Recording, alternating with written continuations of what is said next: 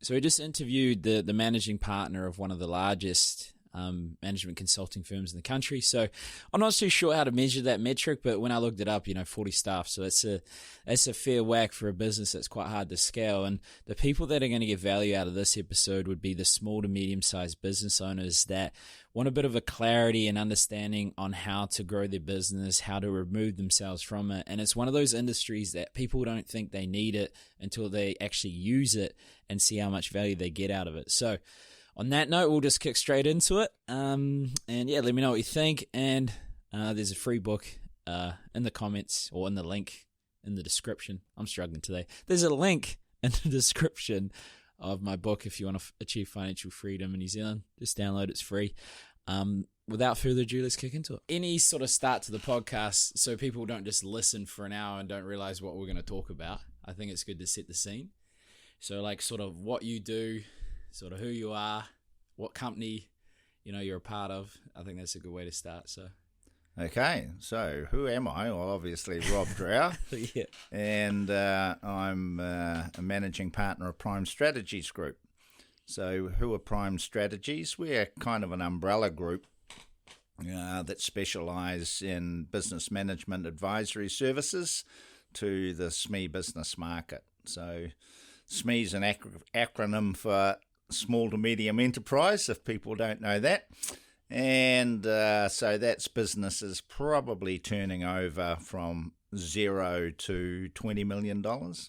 But we particularly specialise in businesses, say, from $1 million up. And we provide them with management advisory services. So what are management advisory services? Well, everything that happens in a business, really. There are kind of 6 or 7 pillars in a business. So obviously you've got financial management. You've also then got HR, which is a big thing these days. People are harder and harder to look after these days than they used to be in the old days. You can't hit them with a baseball bat anymore. We've got to give them love and empathy. And then obviously you've got products and services, and you've got systems and processes, and you've got productivity, and you've got sales and marketing.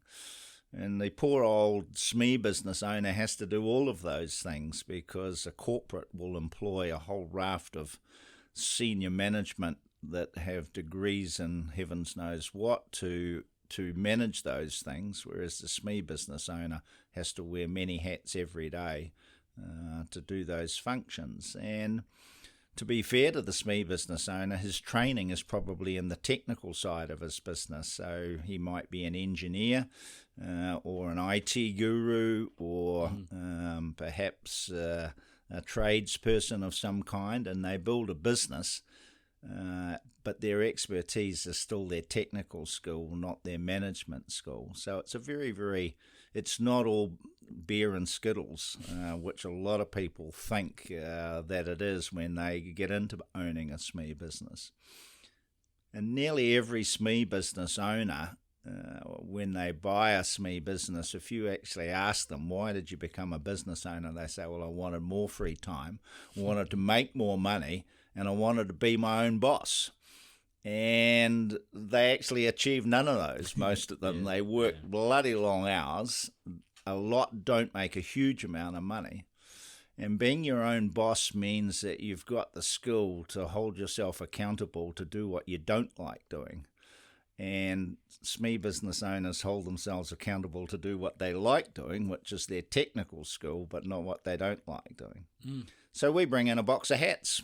Wow. Yeah. You've practiced that, I've said. Yeah. That was a good spiel. Good spiel. I'll enjoy it. Yeah, I've said that a few 100,000 times. Yeah. So that's what Prime Strategies does. Cool. So everybody that's in our team are self-employed contractors, but they work under an umbrella, and we provide a huge amount of resource and IP.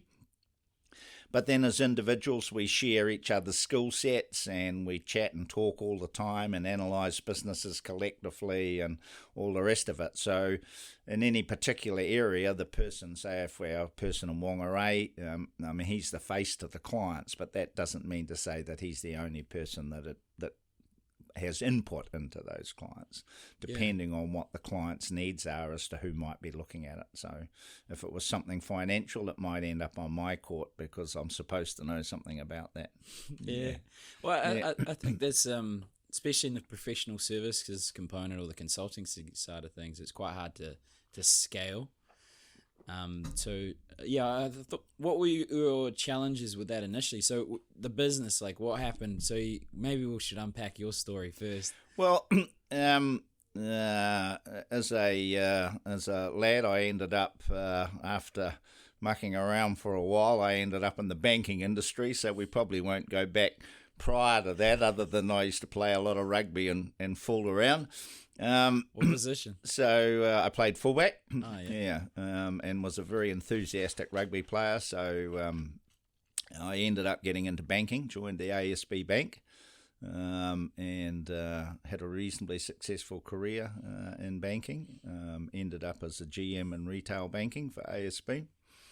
And then the banking industry went through a massive change in around about 86. Roger Douglas became the Minister of Finance for the Labor government and was the most right-wing financial person probably ever.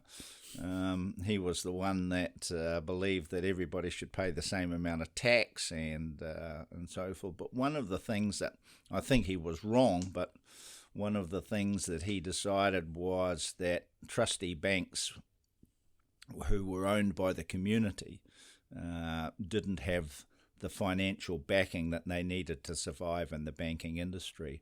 So what happened was these banks were sold to whatever buyer, and the Commonwealth Bank of Australia bought ASB Bank, and the money they paid for it went into a community trust.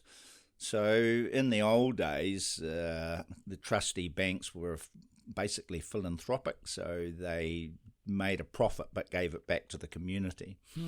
So what happened when ownership took place, the money that was paid for the bank went into a trust that then became the philanthropic arm but had nothing to do with the bank. And the bank became a commercial activity rather than a philanthropic activity. But of course, ASB ended up in 1986 being owned by a bunch of Aussies, and who'd want to work for them? So that and the nuances of political games that get played in corporates, and come 1989, I'd had enough. So I was still only 39 then. So I decided to get out. And I went and worked for a law firm as a general manager for one of the major law firms in Auckland for a while. But they got rid of me, probably because I put too much pressure on performance. They thought they wanted it, and when they got it, they didn't like it. So so I then went out on my own, and did quite a few things. I felt I had a bit of a forte for strategic planning, and so in the end started advising small businesses. And I mean, first and foremost, Prime Strategies, we are strategic planners, but strategic planning in a small business is very, very different than a corporate. It's probably less complex, but also it's more real. Hey Bob, why did you buy this business? Where do you think you're going, and how do you think you're going to get there? Kind of something that you were just talking about before, about talking to your clients about where they're wanting to go and what they're wanting to do. So we're the same with businesses, So why'd you buy the business? Where do you think you're taking it? How do you think you're going to get there? And have you looked at a plan, a structure, a vision, and do your staff know where you're going, and all of those kind of things? So I kind of thought I had a bit of knowledge in that area, and so I started consulting in SME business. Made every mistake possible over a few years, but finally kind of turned it into a process that worked. And then I thought, well, I can only look after probably 6 or 8 clients on my own. That's not going to fix the world very quickly. So I thought, why don't we look at starting a group where other like-minded people can join. So hence the formation of Prime Strategies Group. and we've grown from small beginnings. We've got about 40 now across New Zealand, and we've just started in Australia. Yeah, wow. Yeah. Well, I like the messy parts, you know. So I mean, you've done well. The mess of the what? The messy parts. The messy parts. The parts where you're like, okay, well, I don't want to be in corporate anymore. Now I'm going to start out on my own. How the hell am I going to do that? So what was that like? So you're like, okay, I'm going to consult. Did you start cold calling 100 people a day? Did you have connections or? No, actually, probably. Well, the first thing is that when I left the bank, I went into a law firm, as I said. So I kind of went from the frying pan to the fire, because although it was smaller, it wasn't much different. A lot of political implications. And then when I went out on my own, I did a raft of things. We got into the accommodation industry and bought and sold motels and hotels. I got into the entertainment and food industry and bought and sold bars, and did a raft of things. But in all of that, by accident as much as anything, I think the initial thing was a person that I knew was having a little bit of difficulty with their business, and I kind of said, hey, why don't I come down and have a look? And we managed to. Most SME business owners run their businesses a lot by the seat of their pants, and gut feel. And there's nothing wrong with gut feel, because it's important. But it's kind of nice to have a little bit of data around it as well, so that you know that your gut feel's actually somewhere right. Yeah. So anyway, I ended up helping a person that had a SME business, and I kind of thought, that's not. I found it interesting and quite invigorating, and so I kind of then sort of looked at, would this be something I'd enjoy doing full time, and if I did, and now I just build on referral. Yeah. So just focusing on it's a trust and rapport business. Even if somebody realises they need help, if they don't like you, they aren't going to hire you. Yeah. So you've got to build trust and rapport. And all the people that we take on in Prime, one of the key aspects that we're looking for, people that have got personalities that people will have a bit of faith in. Yeah, there's no point in having all the skill set in the world and nobody likes you, because small business owners aren't that interested in your skill set. They're more interested in whether they like you and trust you. And if they like you and trust you, they'll give you a go. And then if they find out that you haven't got the skill set, they'll get rid of you. It's totally the reverse to corporates. It's quite funny, because in a corporate, if you go for a gig in a corporate, it's all about your skill set. Yeah. And after you've proved your skill set, they then think, well, do we like them? Whereas SME business owners are totally the reverse. Do they like you? Do they think they can work with you? Do they trust you with their pride and joy? And then after they've decided, yes, they like you, they then might think about whether you've got the skill set. But on the other hand, nothing's permanent in the SME business world. You go to a corporate, you're likely to sign a contract for, 12 months or something. SME business owner, it's day by day. If they don't like you tomorrow, they'll tell you to go. So, yeah. I think we got sidetracked there, but never mind. No, I mean, it's fascinating. Yeah. I mean... So I just word of mouth basically, and getting close to the accountancy industry. Accountants have a huge part to play in the SME business market, but they work a little differently with us because they have a much higher level of clients. Maybe 200 or 300. And they work historically mostly because they're working on tax compliance. Yeah. So they've got to look at historical numbers and they've got to look at the tax position. They certainly might be giving their clients advice on numbers and saying that their margins aren't right or whatever, but they haven't got the time, resources, nor skill set to necessarily get involved. We're totally the reverse. We only work with a few clients at any one time, and we're not looking, well, we do look at the past, but we're more interested in tomorrow. So we're saying, okay, this is where it's at. That's important, but where do we want to go? Yeah. Have you found that relationship with accountants changing over the years as compliance becomes less important and advisory becomes more important? I think it is going to change. It hasn't really yet. Okay. And I think that if I was an accountant in an accounting practice, I'd probably be looking long and hard at the way I operate. I haven't really, and I'm a little bit more removed now because I don't so much look after clients as I manage Prime now, so I'm not on a close relationship with many accounting practices as I used to be. But yeah, with the advent of online accounting systems and where they're going, and a little bit of insight into what some government's driving forces with the IRD is, I can see a time where people running small businesses may have to pay tax on a monthly basis, just like they pay GST, and the annual return for businesses under 10 million or something may disappear. So it's probably going to change the accountant's world a fair bit. Yeah. But on the other hand, when they go to do their law degree, that's what they get trained to do at the moment. So until probably the training changes, maybe the role they have is not going to change quickly. Well, that's interesting. And then, like the GM of management consultant, so the manager of management consultant. What does your like day to day look like in that sort of role? What do you? Well, two things really. First of all, recruitment. Yeah. Okay. We're looking to grow, and that's not just because we want to be the biggest cab on the rank. It's more about the bigger you are, the more resources that you can have, which is great for clients. The better associations we can create with other players in the market, such as, we're a Xero Gold partner. We have a very close association with SimPro, which is a job management software. Very close association with Yellow, which is the old Yellow Pages, and now as a social media company. We're very closely associated with Heartland Bank and Kiwi Bank.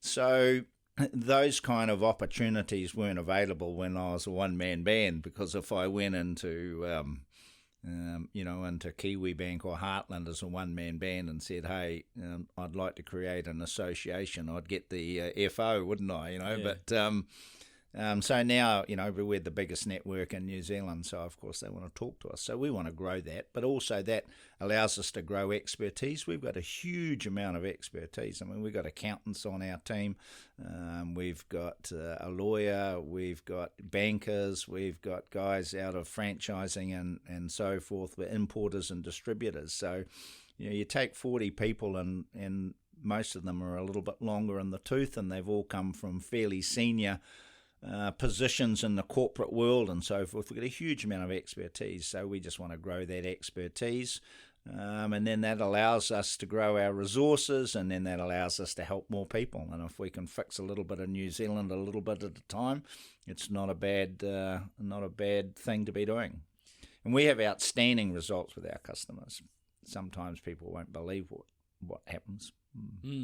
Well, so, being a forward thinker for the clients, I'd be curious what your forward thinking is for, Prime Strategies. Like, what are you hoping to achieve, or what's the overarching vision of the company that people are joining in?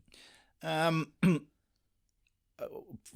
I was starting to say, what's one of my main roles is recruitment, and we get a lot of people that show interest, but I believe it does take a unique kind of people, so we're relatively selective.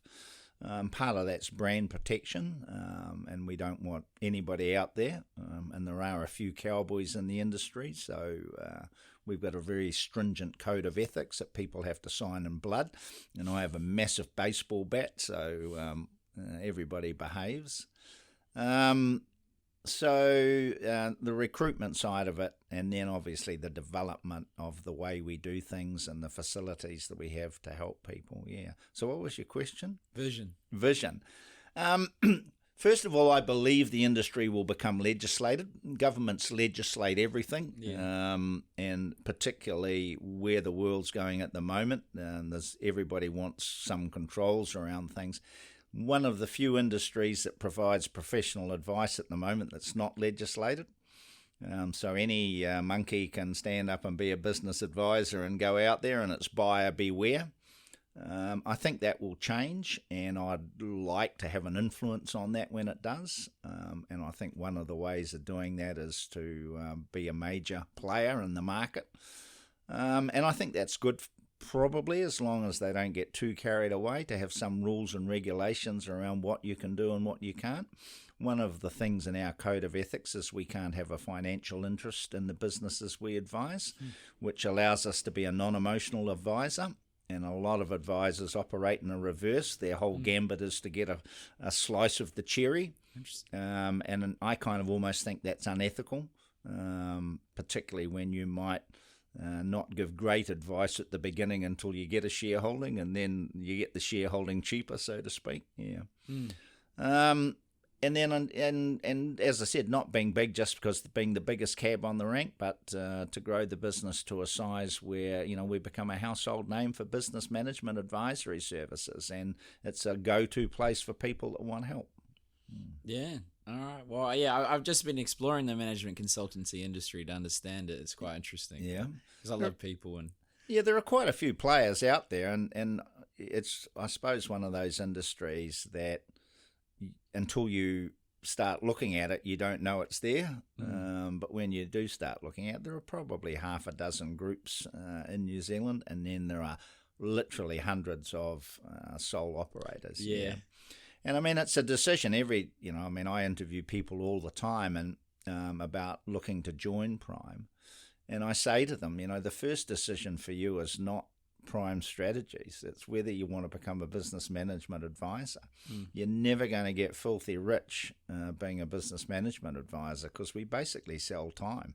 And when you sell time and you're only your own, there's a limited amount of revenue that you're going to be able to generate. So this is not a job to get rich. This is a job that provides a huge amount of satisfaction if you're a helper, and you get a buzz out of improving people's lot.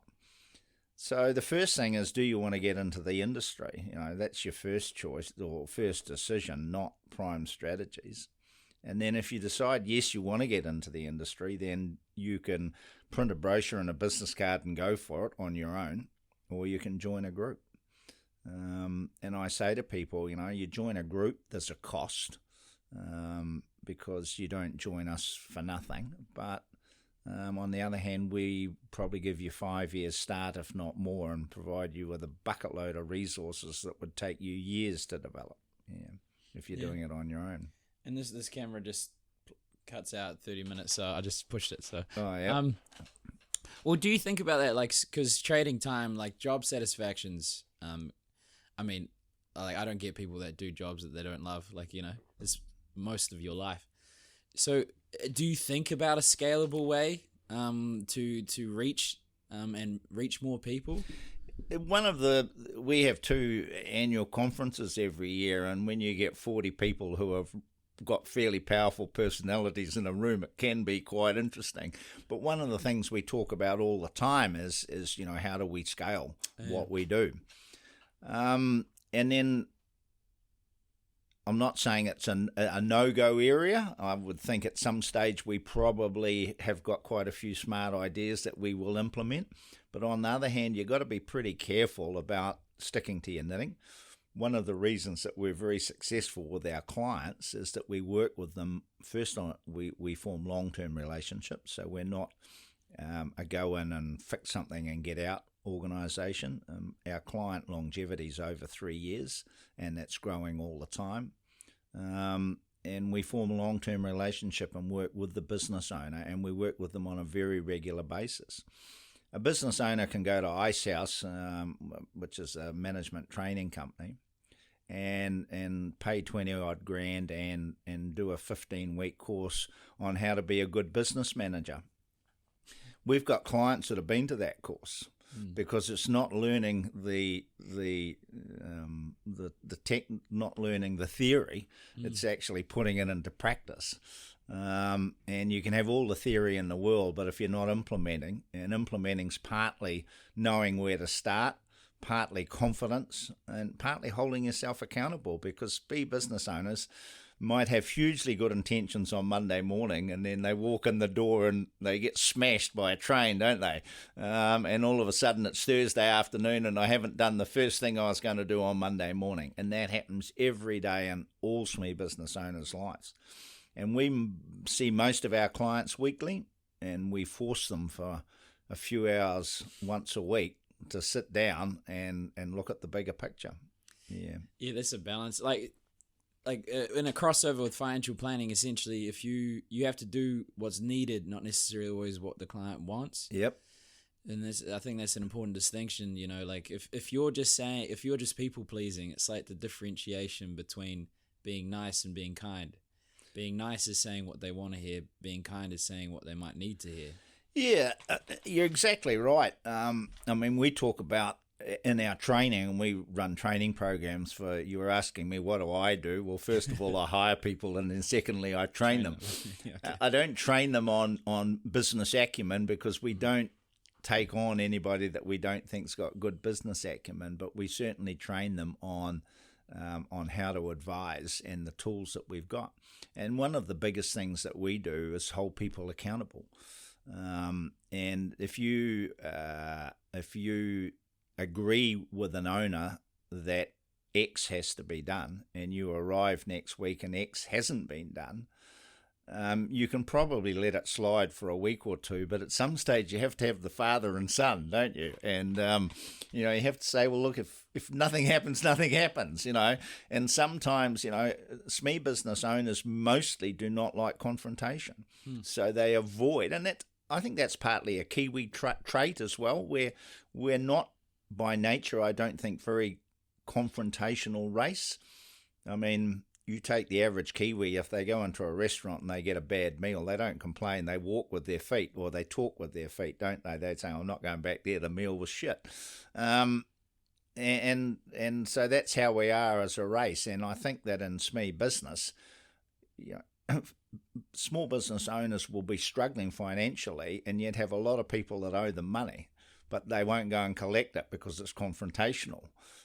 So I'll do it tomorrow kind of mentality. Or they've got a staff member that's causing mayhem, and I need to have a chat with them, but I'll do it tomorrow. And often when we finally get to doing the thing that we don't like because it's confrontational, it's not as bad as what we thought it was going to be. So our mind pictures something horrible, where in reality it's not that bad. But if you've got somebody kicking out the arse saying that has to happen before next week, it works. Yeah, I go to a thing, it's called the Mankind Project, where essentially every week you meet with other blokes and you talk about emotions and hold each other accountable to what you said you're going to do.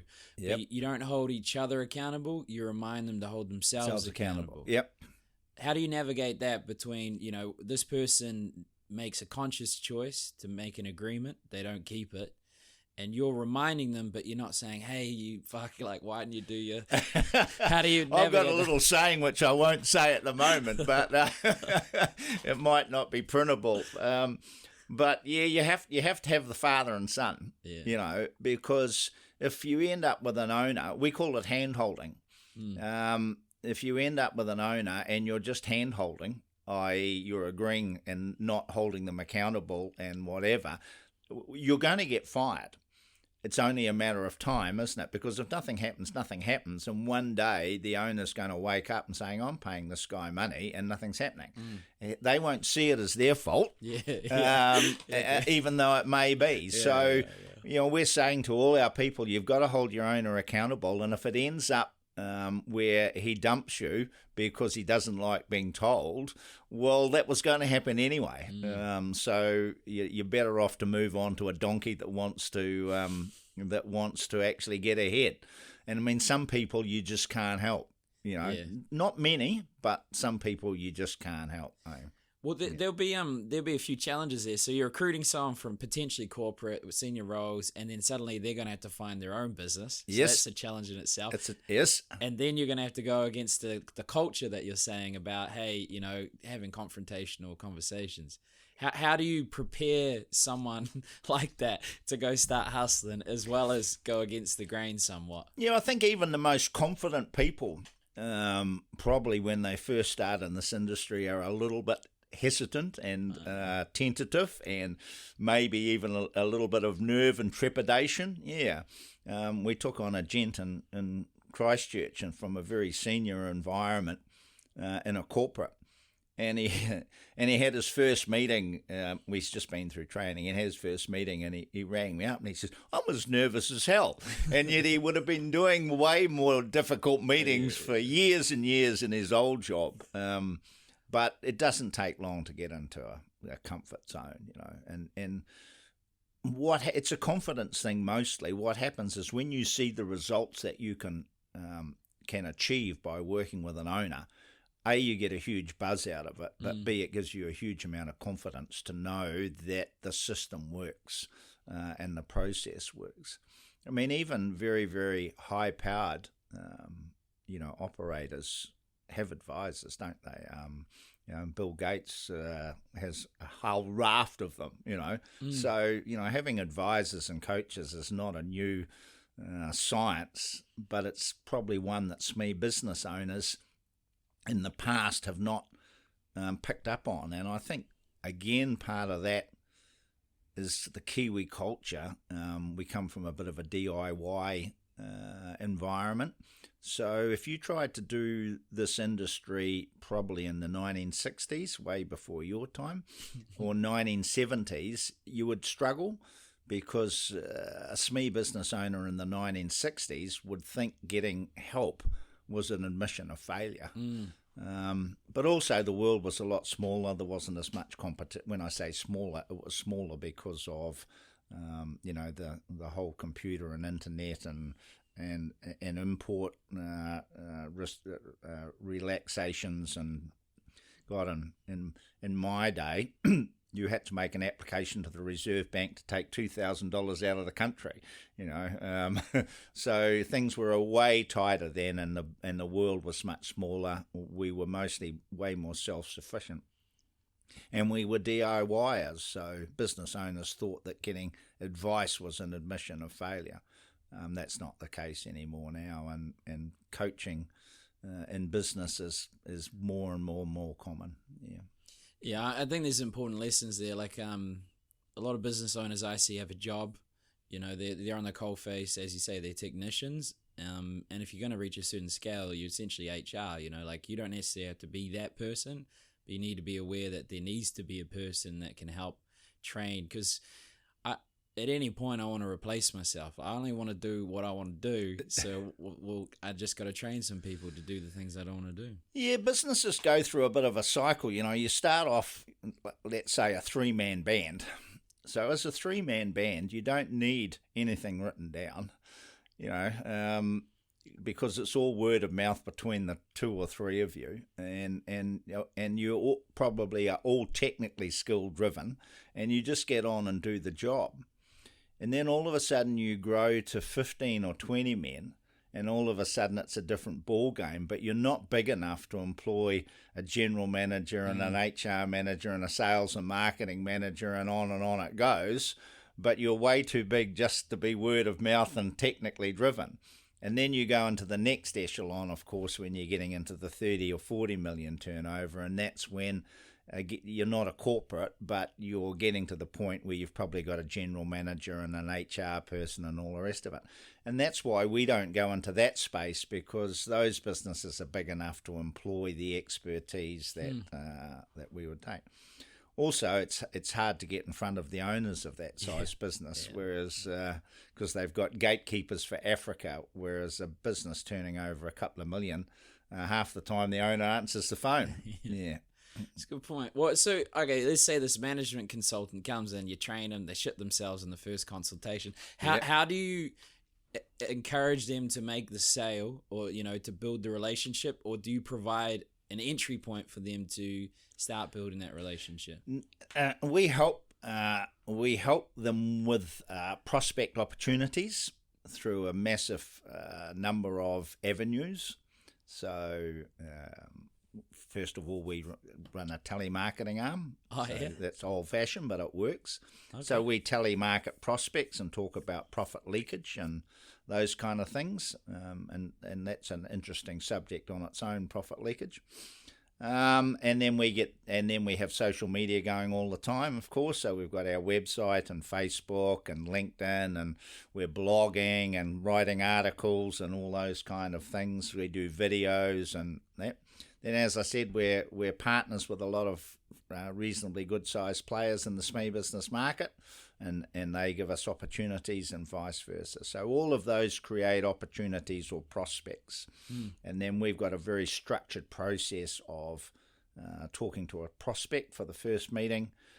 We then do a diagnostic on their business, probably in the second meeting, where we identify the strengths and weaknesses and opportunities and so forth.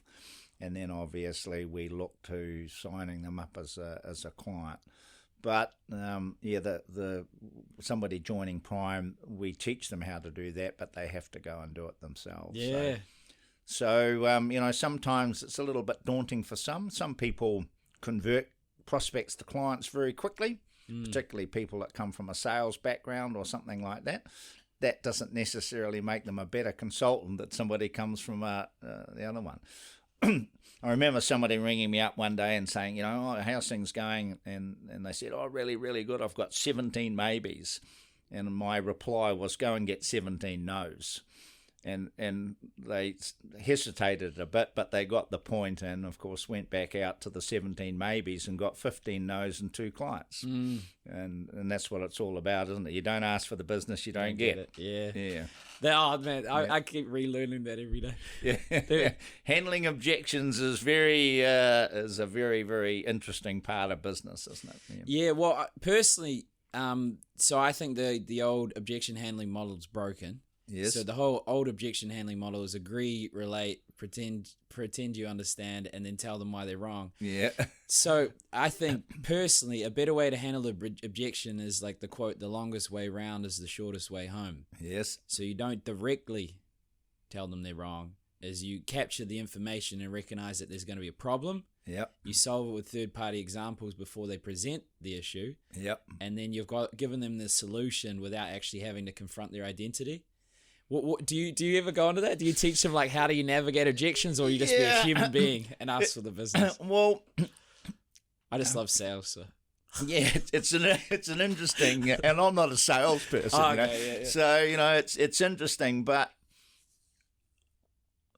one of the problems in the SME market is that most SME business owners spend a lot of time in freeze mode. Okay. And when I say freeze mode, is that because they're not sure of the path they should go down or what they should do, they actually do nothing. Yeah. And often doing nothing is worse than doing the wrong thing. Yeah. Like I always say in business, if you do 10 things and 2 of them are right, you'll make money. Do nothing and nothing happens. And a lot of SME business owners, because fear of being unsure about whether it's the right thing to do or not, okay, they go into freeze mode and do what they've always done. So when we go and see them, I believe that they're in that mode a lot of time, and therefore their objections aren't actually necessarily very real. They're actually making themselves safe from making a decision because they're unsure. Yeah. And when you think about it, to hire an advisor for a business doing, let's say, a couple of $1 million, right? We might charge them $3,000 a month. So that's $30,000 a year. But they can fire us in 90 days if they don't like us. So it's only a $10,000 decision. A $10,000 decision for a $2 million business is not a lot of money. So why wouldn't you give it a go? what sort of objections do we get? I'd like to think about it. Well, nothing's going to be different tomorrow, I'd like to, talk to my accountant. Well, how many $10,000 decisions do you talk to your accountant about? Zero, so I don't actually think that 90% of the objections we get are objections. They're just putting off making the decision. That's a good point. Just to bring sales. Oh, you keep going? Yeah. So, we just got to force them to, hey, tomorrow's not going to be any different. Well, so I have a little story. Yeah, you like a story? Yeah, go on.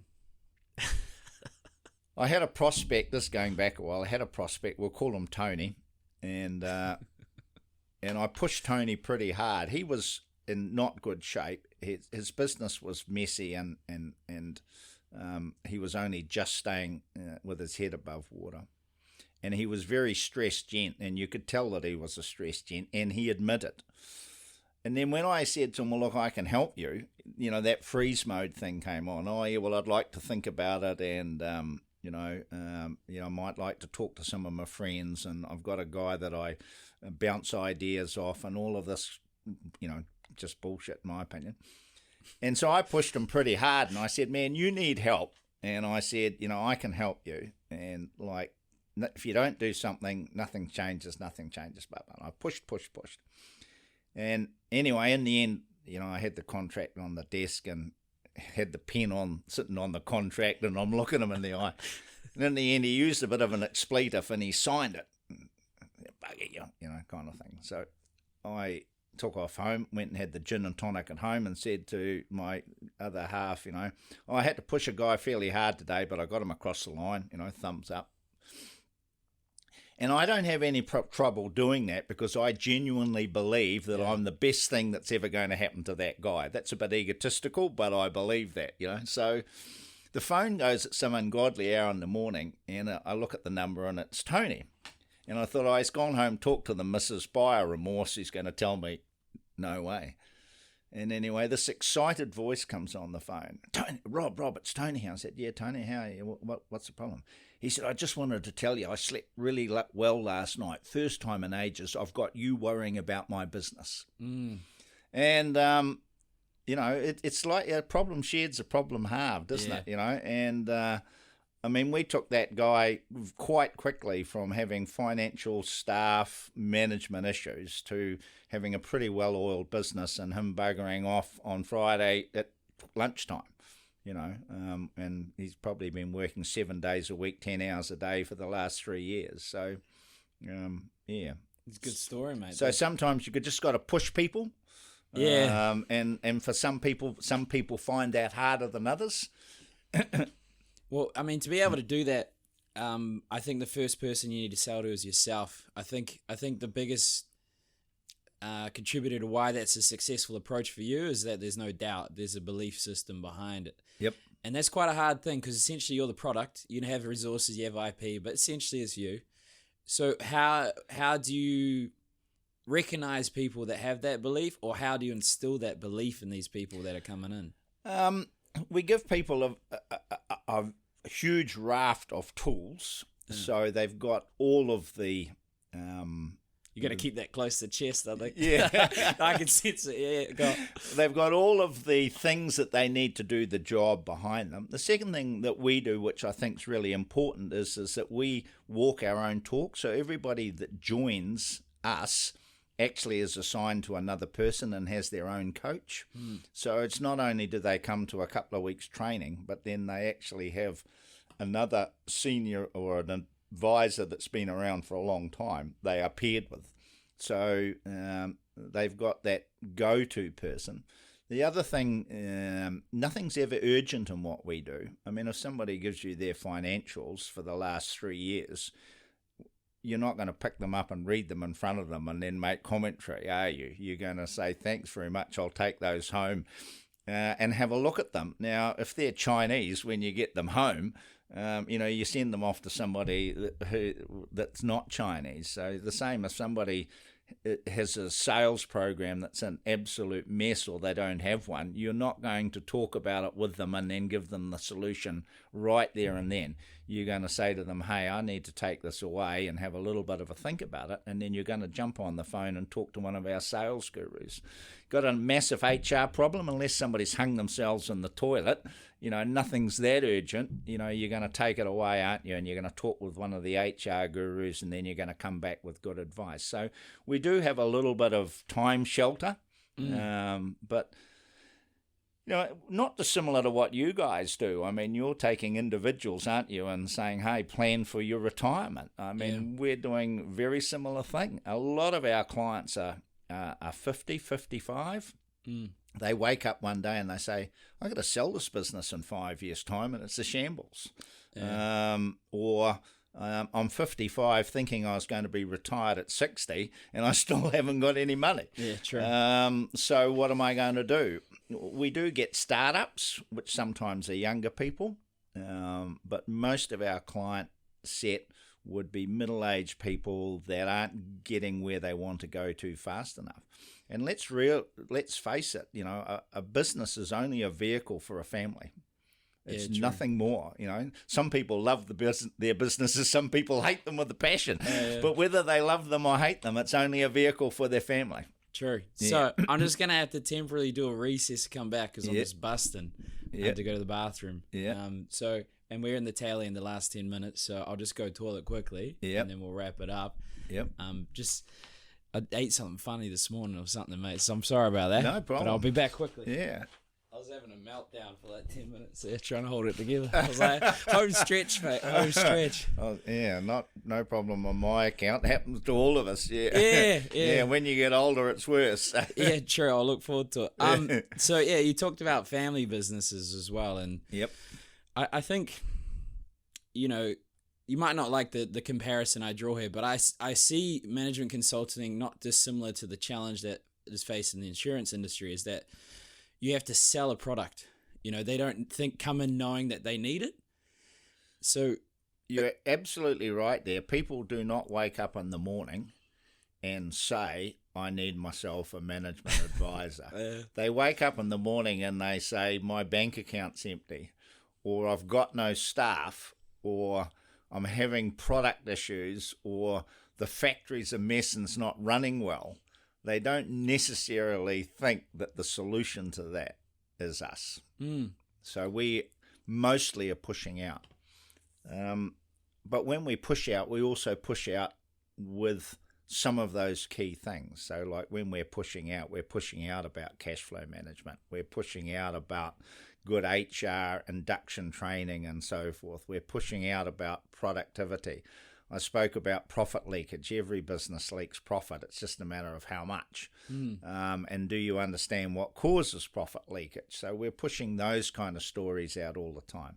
You're right. People do not get out of bed and say, I'm going to write myself a life policy for $1 billion, and people don't get out of bed saying, I'm going to hire a management advisor this morning. It doesn't happen that way, no. No. And so when that would have been a challenge, because on one hand, you can either focus on the individual and how to tailor approach in a way that's relatable so they can sort of see, hey, profit loss. Oh, that makes sense. I don't quite know management consulting, but you're talking my lingo. But then you've also got an education problem because you're essentially pioneering an industry of sorts. It's been around a while, but people aren't aware of it. Do you think about an education piece? How can you make management consulting, put that on the map? Because you're obviously an advocate for it. Yeah, it's a growing industry. Yeah, there's way more players in it than what there used to be. I'm actually looking. You raised the thing about accountants, and I would love in going forward that more and more accountants would become more and more involved in advisory services, because they will help put the industry on the map as well. You want to sell a car, or you want to become a car sales owner, don't you? Where do you go and get a yard in Green Lane? Why? Because there's 50 others there. our industry's no different. You know, if there were 30 times more advisors in New Zealand than what there are now, it would be way more known industry. And then you only have to be the best, not necessarily have to sell the industry itself. You just have to be best at what you do. So Prime Strategies is already the best. We just need it to be more well known. Yeah. Yeah. Well, I actually, have you ever heard of the Ultimate Sales Machine, or the concept of the Dream 100? Yes.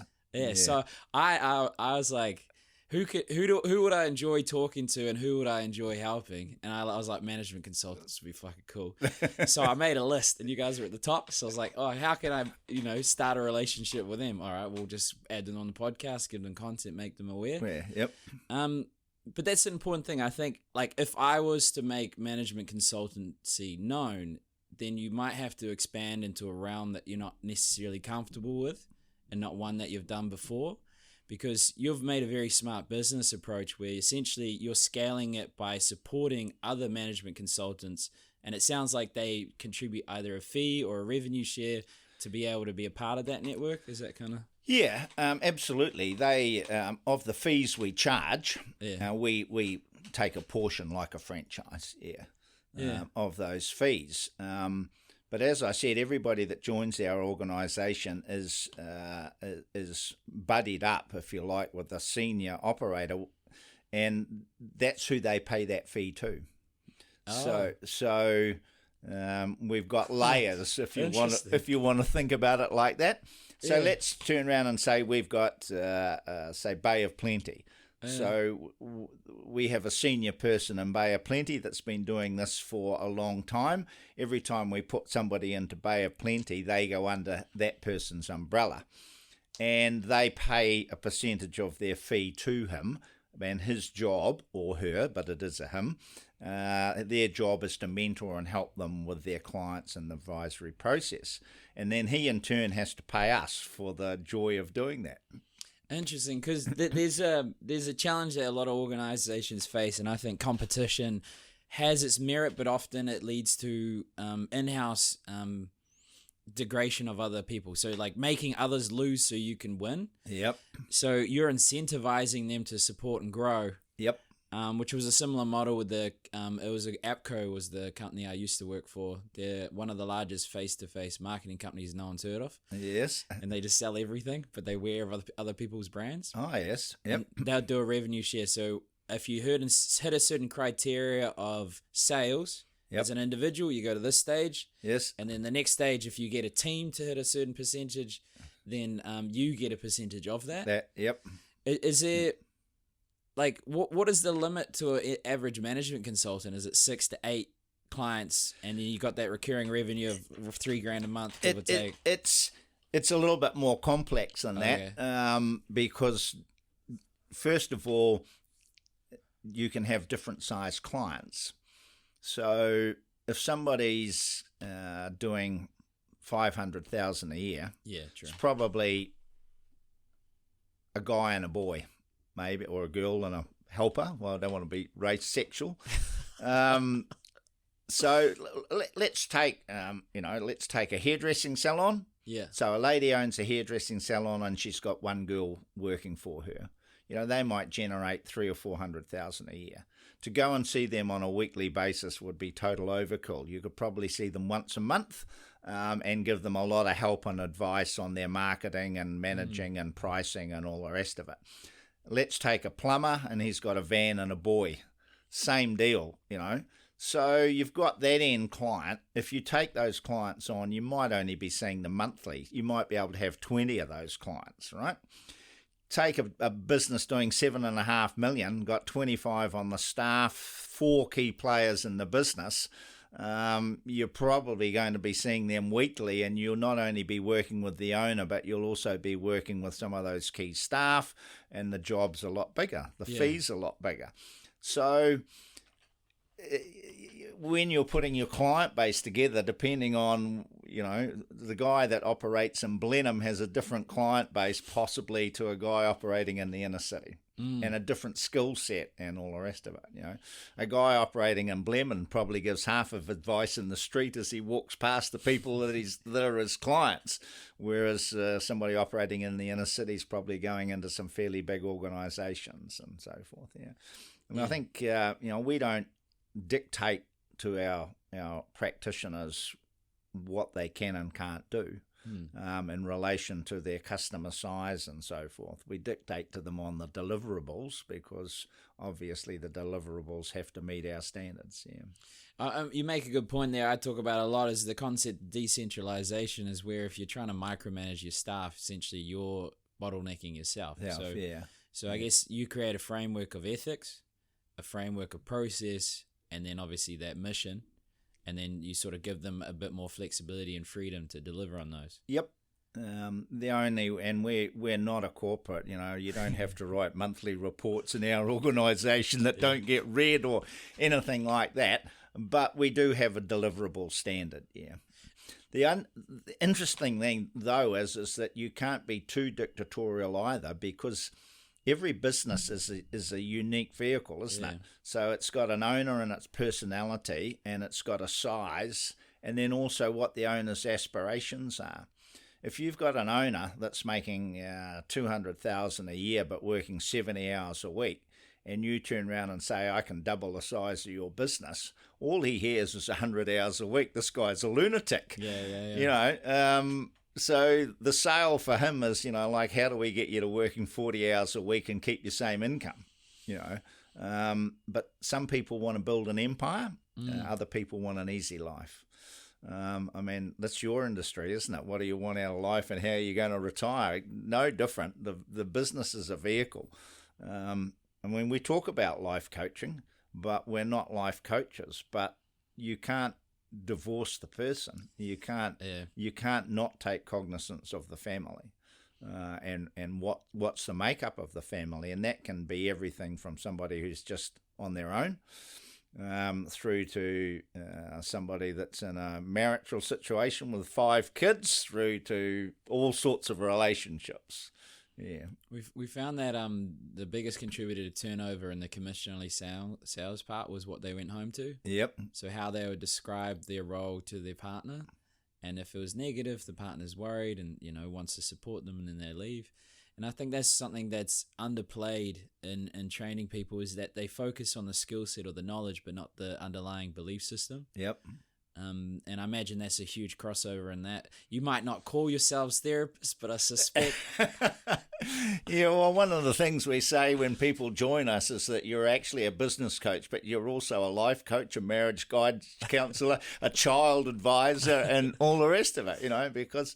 And your level of relationship... I've had a client for 17 years. I know him and his wife and family and all the rest of it very, very well. I don't class him as a close personal friend because I don't like moving clients to that situation. I believe that affects the relationship, but I know him really, really, really well, and he would tell me anything, and sometimes does. Yeah. Yeah, true. Well, we've gone over an hour, mate. Have we? You've done well, even with my toilet break in the middle. Yeah. So, what would be a point you want to leave on, and also how they find you, or the organisation, because you're out there training, recruiting. So yeah, a point to leave on. That's a hard one. I hadn't thought of that.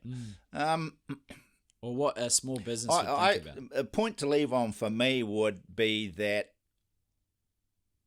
I absolutely 100% know that if a business owner is to employ a non-emotional advisor, they won't believe the benefits that they will receive from it.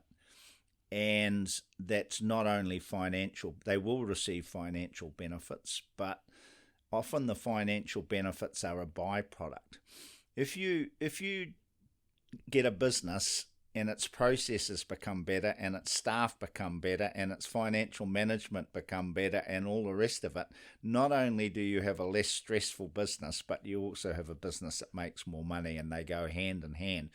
We get hired to take away the pain, but in taking away the pain, we make more money. Does that make sense? And therefore, it's a no-brainer, isn't it? If I could say to you, pay me 50,000 a year and I'll make you 200, to me it's a no-brainer. But it's more than that. It's taking away the pain, and it's very hard in a small business to talk to your staff. Sometimes guys or ladies don't like taking it home because they think it's adding stress to the relationship.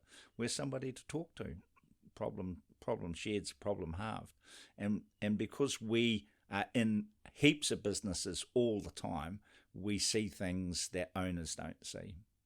Does that kind of make sense? Yeah, mate. You got away with words and how they find you. Yeah, how do they find us? Well, if you do a Google search on anything to do with business management, we'll probably come up on the first page. So, if you were to key in business management advisor, you'll definitely get us. But if you were to key in things like profit leakage or cash flow management or business planning or any of those things, you'll probably find us. Yeah. Cool. I'll make it easy. I'll put a link in there. Put a link in there. That'd be nice. Yeah. And you're on LinkedIn as well. Yeah, we're strong on LinkedIn. All our team obviously have LinkedIn, and we post and so forth on it. I don't know how many connections and so forth we've got across our network, but probably over 100,000, I'd say. So, yeah. Cool. So that's us, yeah. And one final thought. Oh, yeah, go on. If it's not Prime Strategies, get an advisor, even if it's somebody else, because they will pay their way tenfold. All right, on that note, thank you. Yeah, okay. Thanks, Ryan. Thanks for the opportunity.